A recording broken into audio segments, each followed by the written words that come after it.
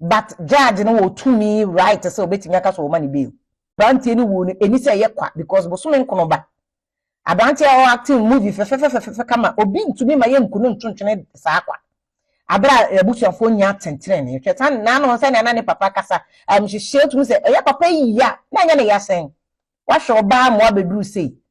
a wo behwe obie na obi akoku na to atwene nebom media mesi ye mfa abufuo ni nyina ankokuma seta no sofo no so munyina munnim omo si boy na bo de ode aba abo no de odi dua bo no ti munnim enka ba na say na amene say obi abrantie say sam papa so obi ye konfo a mo right zemukunu mo right some de ade bo no enti e wo se mimi ka me kwa police fon ko yesu ni encheta no so boys ni nyina ye nchi omo nyina ni enye screening ye screening ani pa bonefo na mpa omo ye ka na bo no eku no ye behu omo ye nchi omo nyina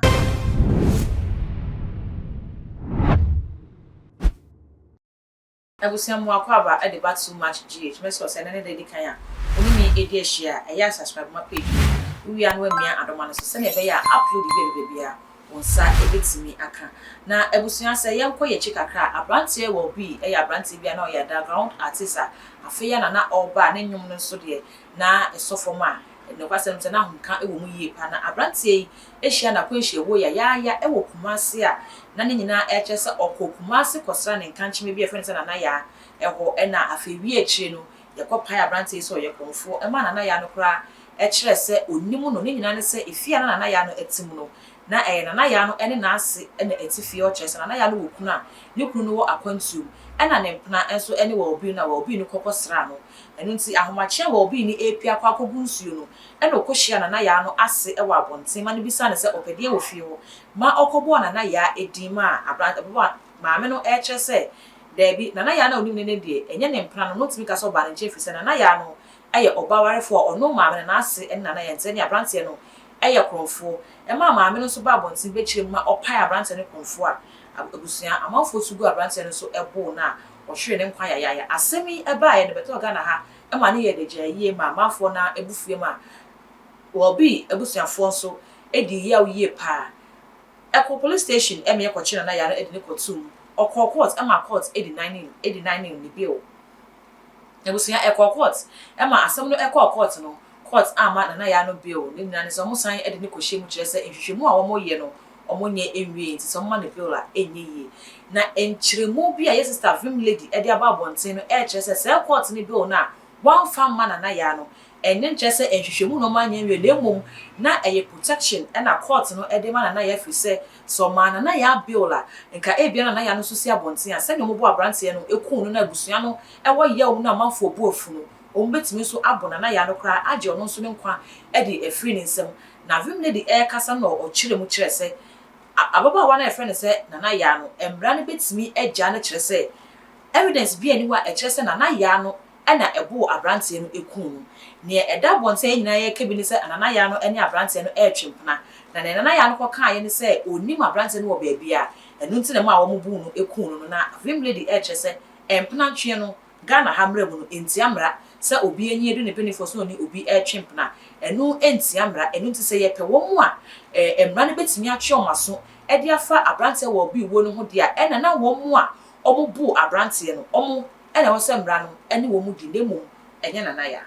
wabutafo eye nana ya ne will be case na akopie court ya hwe ni ya ye nyina be disappointed because especially Kumasi town also for ni Kumasi for nyina because see asemba mo kana me mani bail ni me mani bail no Supreme Court akanda da say charge bi e de bebo bia ye de ne beba court no court otumi wo ne nyansem se otumi ma bail enti nana ya court betimi ama ne bail untumi nya ho hwe court betimi ama ne bail but the enti enwo hie kese pa na se ntumi mo bi be wu enko saa kwa ankofo abunaku na yenhu ne oye bone no enti na sese Kumasi town also for nyina mu hu ye se ye kan se awi na ankofo bebo no mo obi eni wono ma mehu ni video aka se nana ya na de ade bebo boy no mu nyina mo se ankofo na ebo no ade na mo ma police fo hu ye ade na mo identify ankofo no nche police fo because nsemo di enti na echiche di mu ni ankofo na omo de adua bobo nana ya no me asemba ya me mpese ye be pray ho ni ye nyina ye the emotions se judge for omo Ghana no omo the emotions na kan asema nka ye nyina nka da prison but to bo na hwe charge sheet no a na obe hu kwadu kura ye de bo na ya de enti a ye bo do kwadu no ingredients of the offense a crime na offense no mo de a charge no enti number 1 judge no right so beti mama bail perhaps judge na ka say hu say o ma ni bail ade mo de aye Wyllbee boy no actor no mo de bi ka koye na ya ni ti o protect na ya no mponti na o keeping in custody no what I say de ba mu koye ne bone but say ne mo man nkofo ye ma hwehwe o ma ha say nkofo nya o time bi ama na ya ne na ye me ya say na ya no say ampampo say one boy na twempna twen ye crime Ghana ha baby any a criminal law ni mo eche say mpna twen ye crime enim enka Ghana fo nyina nke da jail because ye nyina ya twempna da ana ye gusu kra twempna nke da jail enti that's number 1 number 2 mo say munim pa mo videos mo nyina mo na ye kan say konfo na konfo bebo no ho am na ebo no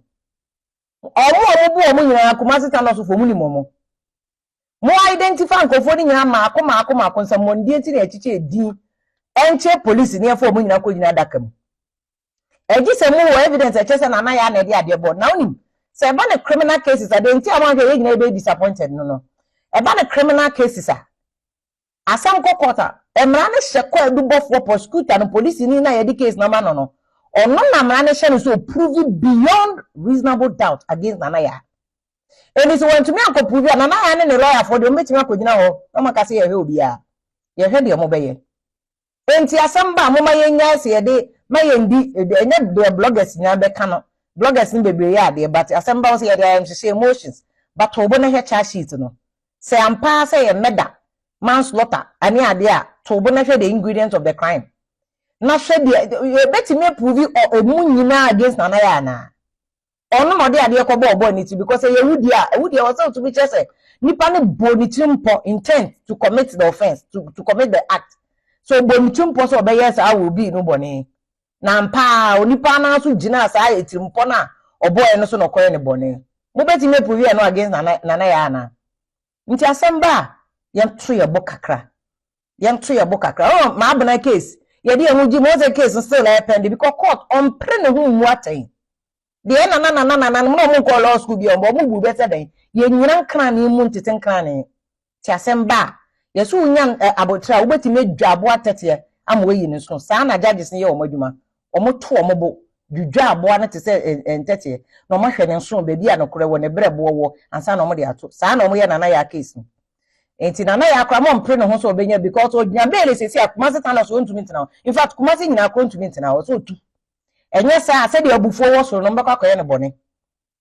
but judge no wo tumi right so obetimi aka so wo mani bail brantie ni wo ni eni se ye kwa because bo so me nkono ba abrantie o acting movie fe kama obi ntumi ma ye nkunu ntontwene sa akwa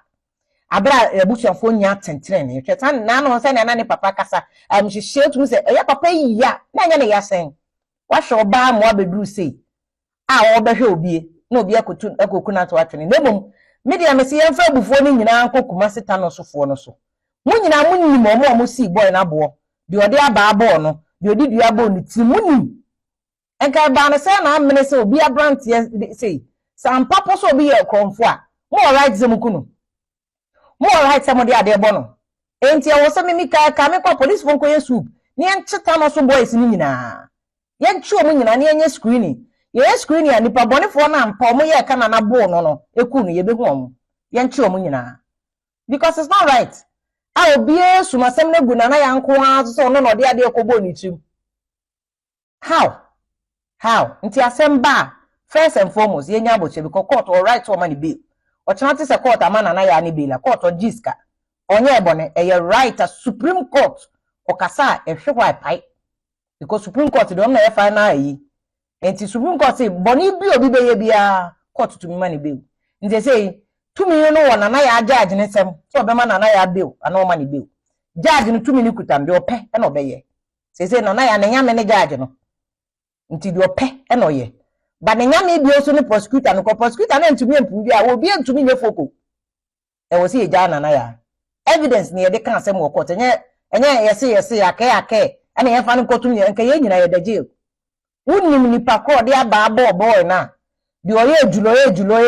konfo enimonimu ya men na nya sanya kopon be busaw ni moja wo ho ko kache police fo na ye nchi dipakro so what ya say na mra nya adwuma abusua enchiremu no ebaaye no na afede ensem no ekoye bebre ma adwene no koye kesene ne ifise mpenfo akra se bibia nkoka papa enye kyerede abrantie bibia videos eba monten so no kyerɛ se maami kra ba bonten be kasa se obisa abrantie na abrantie ne hwiri wo no dwane ye na maami ne kyerɛ se ono ne pai abrantie no kromfo enti se ne se ye na ya no ene nam ne saso no abrantie ne hwere ne nkwade a enye na ni pa pai ne kromfo na ono so emra ne nche no no edi ense maami da so no nam ho ifise maami na aba bonten maami na kasa ba bonten ne videos no na bonten aba be kasa kyerɛ se ohu abrantie no pai ne kromfo ma abrantie ne hwiri wo dwane ye enti se eyampasa abrantie ne nye kromfo ena kromfo bi abo no based on your motive yes or your kromfo so mo bu ni kun ni dia enye na ne opai abrantie ne kromfo no ono so se emra no ehwehwe no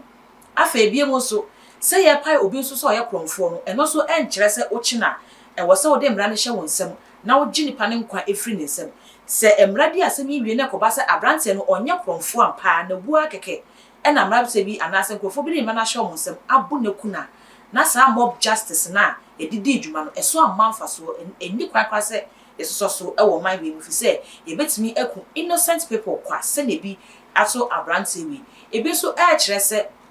Ghana ha no se wonam a wo se wankasa wonkwa obon wo ban ye fi se patapa peto we eyemra ene ye de ro se bi to wa emra no court a eye evidence ena court e de ye adwuma enye yese any emotions ena court e de ye adwuma na mom eye evidence abo prove de a court ama wasem na wo ka no ampa ho adanse de eno ena court e de ye adwuma se ye wadwen se obebo obra ni bia sa na wamfa nkwa nhye wo sema mo wankasa wonkwa ho ban entutu anamo yi a bekwa kota kwanhye mu a emra entimi ntwetwa nje se wenya adanse de e wo ho a we no mu ni adwenkyere ne ensem bi a ekoso mi de se won so wo adwen a wo se wo kyera na se won so mi de se won so wadwen mu aya okesine e won nsem ma ye hu e se ne ensem bi si de ne fa e wo comment section ko aha ayetuma de ya subscribe ma page we